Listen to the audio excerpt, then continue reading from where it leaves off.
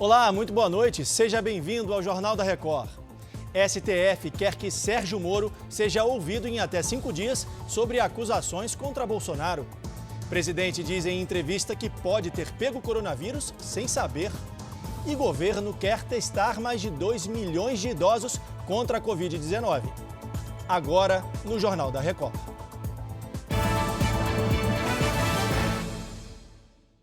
Oferecimento Bradesco, reinventando o futuro ao lado da sua empresa.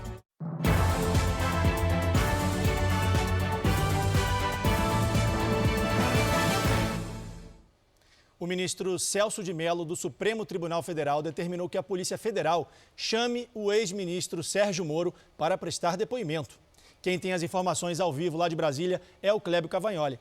Clébio, boa noite para você. Quando isso deve acontecer?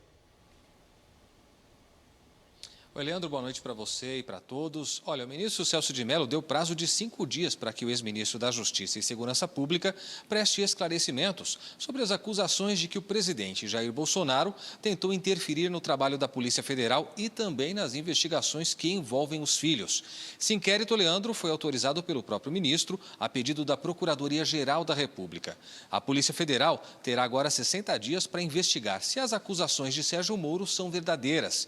Se o ex-ministro não conseguir provar essas acusações que fez, ele poderá responder na Justiça por denunciação caluniosa, prevaricação e crime contra a honra. Leandro.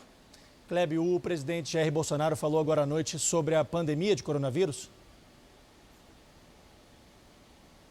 Exatamente, Leandro. O presidente disse que o empenho para achatar a curva do coronavírus foi praticamente inútil. Bolsonaro lembrou que nesta sexta-feira é comemorado o Dia do Trabalho e lamentou que grande parte da população esteja proibida de sair de casa e de trabalhar por causa do isolamento social. Disse também que o efeito colateral vai ser o desemprego. O presidente também voltou a defender o delegado Alexandre Ramagem no comando da Polícia Federal.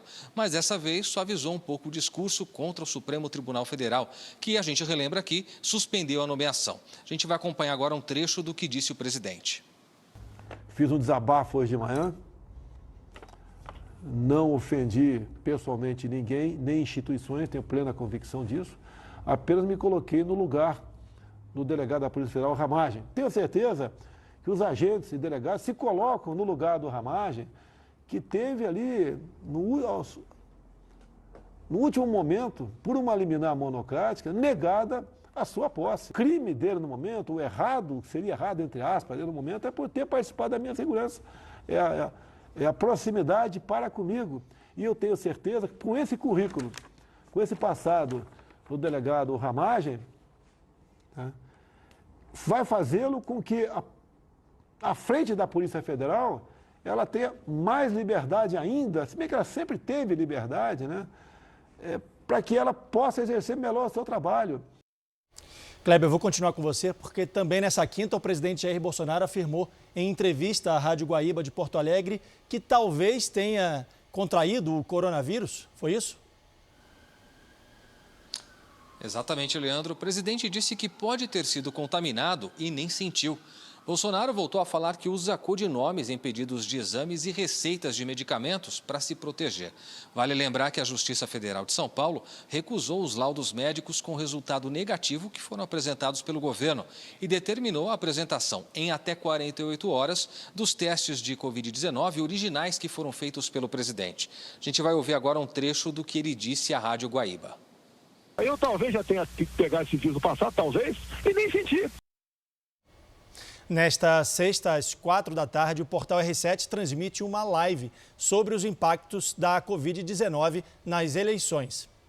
O evento terá a participação do ministro do STF, Luiz Roberto Barroso, que vai assumir a presidência do Tribunal Superior Eleitoral agora em maio, e também do vice-presidente do Senado, Antônio Anastasia. Eles vão discutir os impactos do novo coronavírus nas eleições deste ano. Você acompanha a live pelo R7 ou pelas redes sociais do portal. A gente vai agora atualizar os números do coronavírus no país. O Brasil tem até agora 85.380 casos confirmados, com 5.901 mortes. Do total de infectados, 35.935 já conseguiram se recuperar. São Paulo é o estado com mais infectados, com 28.698 casos e 2.375 mortes. O Rio vem na sequência, com quase 9.500 casos confirmados e 854 mortes. Os dados são do Ministério da Saúde. O governo federal quer levar testes rápidos do coronavírus para mais de 2 milhões de idosos. O plano inclui investimentos de quase 4 bilhões de reais e foi anunciado nesta quinta-feira pela ministra Damares Alves. Nós vamos alcançar 2.300.000 idosos com testes rápidos. Nós vamos alcançar mais de 6.000 instituições, entre ILPIs e instituições de atendimento, acolhimento e instituições de assistência. Aí a gente inclui os CREAS de todo o Brasil, atendendo os seus profissionais, equipando os seus profissionais com EPIs. Nós estamos conseguindo, neste momento de pandemia, fazer uma releitura de políticas públicas no Brasil.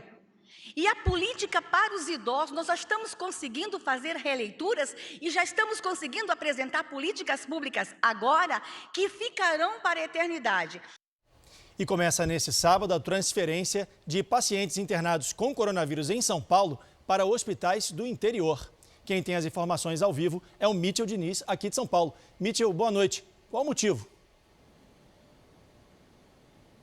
Boa noite, Leandro. O motivo dessa transferência é a taxa de ocupação dos leitos de UTI na região metropolitana de São Paulo, que chegou aos 89%. Já nas cidades do interior paulista, essa taxa é menor, de 68,3% nas UTIs e de 48% nas enfermarias. Além disso, o governo de São Paulo informou que o número de respiradores na capital paulista está defasado. 3.000 equipamentos desse tipo foram comprados da China, mas ainda não chegaram para equipar os leitos. E nas últimas 24 horas, mais 2 pacientes morreram em hospitais de campanha de São Paulo. Eram 2 homens, ambos com doenças pré-existentes. Leandro. Obrigado, Mitchell. Boa noite para você. O Rio de Janeiro pode adotar novas medidas de controle para evitar a propagação do novo coronavírus. Quem tem informações ao vivo é o Pedro Paulo Filho, lá do Rio. Pedro, boa noite para você. O que pode ser feito? Boa noite, Leandro. Boa noite a todos. Olha, o prefeito Marcelo Crivella anunciou que pode adotar medidas mais rígidas se a curva de contágio continuar em crescimento. E principalmente se a população não respeitar o decreto que obriga o uso de máscaras para sair às ruas. Crivella já renovou a quarentena por pelo menos mais 15 dias. E nesta quinta-feira, a Secretaria Estadual de Saúde iniciou uma pesquisa com pacientes sem sintomas que passam pelos postos de saúde e hospitais da região metropolitana. Amostras de sangue estão sendo coletadas para identificar se esses pacientes já tiveram contato e apresentam proteção contra o coronavírus. Leandro. Tá certo, Pedro. Obrigado, boa noite. Do Rio de Janeiro a gente vai para Minas Gerais, porque Belo Horizonte vai ganhar um aliado para monitorar o isolamento social na cidade. Quem tem as informações ao vivo, lá de BH, é a Virgínia Nalon. Virgínia, conta pra gente que ferramenta é essa. Boa noite. Leandro, boa noite para você. A Prefeitura vai ter acesso a dados de telefonia celular que vão mostrar o deslocamento das pessoas. Essas informações vão alimentar um sistema que monitora o nível de isolamento social na capital mineira. Importante dizer que o sistema não identifica os donos dos aparelhos e sim faz uma contagem em massa do movimento das pessoas. Essa ferramenta já é usada no Brasil por 12 prefeituras e 6 estados. Só para a gente atualizar, Minas tem até agora 1.827 casos confirmados de coronavírus e 82 mortes. Leandro. Obrigado, Virgínia. Boa noite para você. A retração econômica na Europa por causa do coronavírus repercutiu no mercado financeiro. Então a gente tem um telão aqui para mostrar a situação do dólar. A moeda americana subiu 1,52%, teve uma alta e fechou a R$ 5,43. No fechamento do mês, a moeda valorizou 4,69%. E o índice da Bolsa de Valores de São Paulo caiu mais de 3%, ficando acima dos 80 mil pontos. Mas, na média do mês, o Ibovespa valorizou quase 10,5%. Em todo o mundo, 1 milhão de pessoas que foram infectadas pelo novo coronavírus estão curadas. Quem tem os detalhes é a nossa correspondente em Nova York, Evelyn Bastos. Boa noite para você. Oi, Leandro, muito boa noite para você, boa noite a todos. O maior número de recuperados é daqui dos Estados Unidos, que tem 1/3 de todos os infectados do mundo.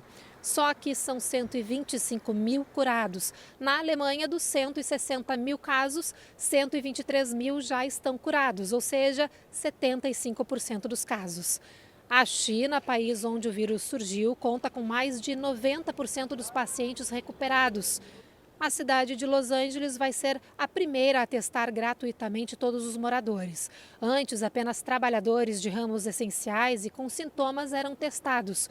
Os resultados podem ajudar o governo a definir estratégias de reabertura da economia. Leandro. Obrigado, Evelyn. Na África do Sul, milhares de pessoas formaram filas enormes em busca de comida. A fila chegou a 4 quilômetros na cidade de Centurion, em quarentena, por conta do novo coronavírus. Empresas doaram toneladas de alimentos. Com mais de 5 mil casos, a África do Sul pretende reabrir parte do país nesta sexta-feira. O transporte aéreo na China está voltando ao normal à medida que cai o número de infectados por coronavírus. Vamos então até a Ásia com a correspondente Cíntia Godoy, que tem mais informações. Cíntia, boa tarde para você. Boa noite, Leandro. A quantidade de reservas de voos aumentou 15 vezes em Pequim, que tem relaxado as medidas de isolamento. Até a última quarta-feira, todo mundo que chegasse ao país deveria ficar em quarentena obrigatória por 2 semanas. O Ministério dos Transportes chinês espera que cerca de 120 milhões de pessoas viajem neste dia do trabalho, o primeiro feriado após os bloqueios. Nesta quinta-feira, a China registrou 12 novos casos de Covid-19, sendo que 6 deles são pessoas que vieram infectadas de fora do país. Leandro. Obrigado, Cíntia. E morreu nesta quinta-feira, aos 71 anos, o jornalista e escritor Nirlando Beirão. O mineiro Nirlando Beirão trabalhou em revistas de circulação nacional, criou publicações que marcaram a imprensa brasileira e foi comentarista político do Jornal da Record News. Ele também mantinha um blog no portal R7. Há 4 anos, Nirlando enfrentava a esclerose lateral amiotrófica. No ano passado, Nirlando lançou o livro Meus Começos e Meu Fim, em que falava das limitações impostas pela doença degenerativa que comprometia cada vez mais os movimentos. Nirlando escreveu: minha companheira de todos os dias passou a ser a palavra limite. Nirlando morreu em casa, no bairro de Higienópolis, em São Paulo. Ele deixa uma filha, 2 enteados e a viúva, a dramaturga Marta Góes. E é com essa homenagem que a gente encerra essa edição do Jornal da Record de hoje. Outras informações você acompanha no Fala Brasil às 8h45 da manhã. Boa noite.